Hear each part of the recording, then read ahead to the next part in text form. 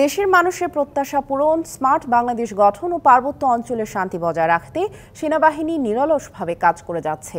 সকালে চট্টগ্রামের ভাটিয়ারীতে ৮৬তম বিএমএ দীর্ঘমেয়াদী কোর্সের প্রেসিডেন্ট কুচকাওয়াজ অনুষ্ঠানে কথা জানান সেনাপ্রধান জেনারেল এস.এম. শফিউদ্দিন আহমেদ। কুচকাওয়াজের মাধ্যমে ৮৬তম বিএমএ দীর্ঘমেয়াদী কোর্সে ১৮১ জন অফিসার ক্যাডেট কমিশন লাভ করেন। তাদের মধ্যে ১৪২ জন পুরুষ ও ৩৮ জন নারী অফিসার রয়েছেন।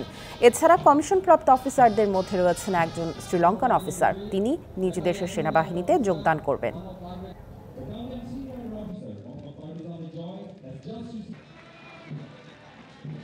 বাংলাদেশ সেনাবাহিনী পূর্বের তুলনায় এখন অনেক আধুনিক ও চৌকস একটি বাহিনী।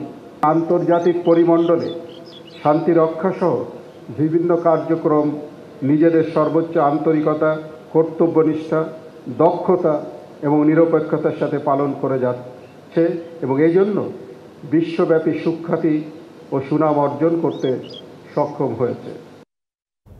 নগদে ৫০০ টাকা বা তার বেশি পেমেন্টে পেতে পারেন ঢাকায় জমিসহ ২০ কোটি টাকার পুরস্কার।